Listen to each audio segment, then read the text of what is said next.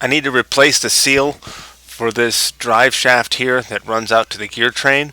It's an old leather seal and it's gouged the shaft, so I need to take it off and get a speedy sleeve and a new seal.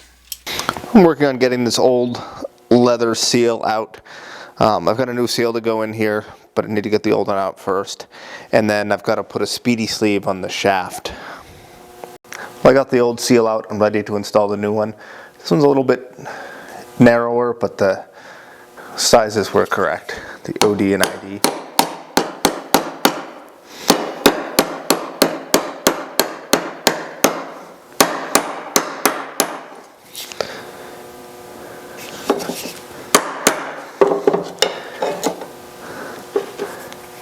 There, that actually, well, I got a speedy sleeve for the shaft.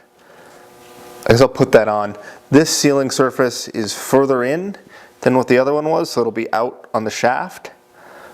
But, let's see, how can I check that? Well, I'll see if I can come up with checking to see if the seal's on a good part of the shaft, and if not, I'll put in the speedy sleeve.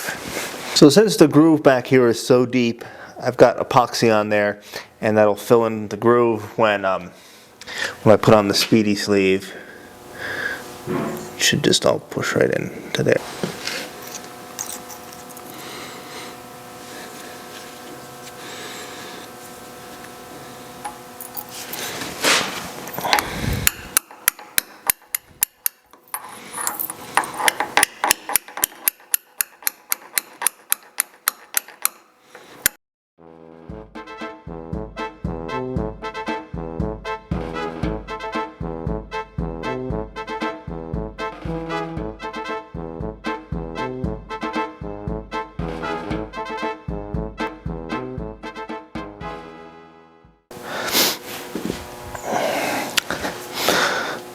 So there's this shoulder here, and this seal kind of goes the wrong way.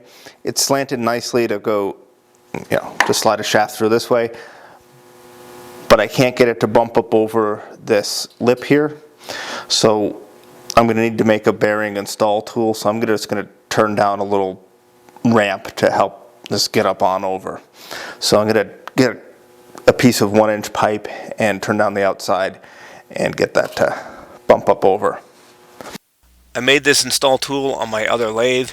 I tapered the end, but it doesn't need to be, because with the seal out you can feed it in, so it could just be a simple ring and that just stuffs in there. So this is why you need 2 lathes.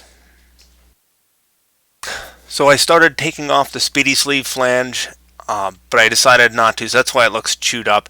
So really it doesn't need to come off for this application, and I was just worried that it was going to damage things, and it was being a real pain in the neck. So that's why it looks kind of chewed up there, and I was really careful not to get any epoxy into the bearing, so it was quite the process. But now I'm just lubing it up a little bit and getting ready to install the seal.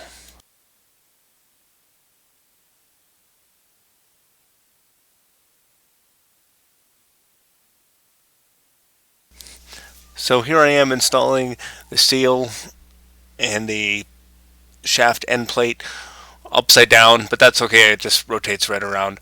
The seal install tool worked great. It just helped me bump right up over that step, no problems.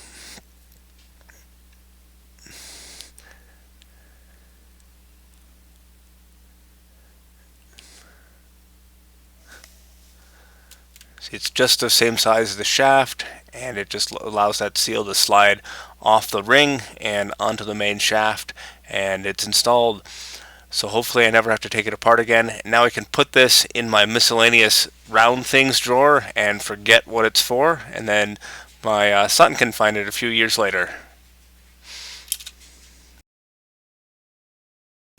So this is a bit of a shorter video. I'm going to get working on the lathe a bit more now that the whole COVID-19 thing is kicking in and I have to be socially isolated. Not that it changes my life a whole lot, because I already am fairly socially isolated. But anyways, I'm planning on doing some more videos. Let me know if you like the shorter format or the longer format better. Here I am checking to see if the bearing is installed. Wait. No, I'm removing the headstock bearing. Anyways, this was an old video. Subscribe, follow along, check out the old videos, and hope you enjoy. and stay safe.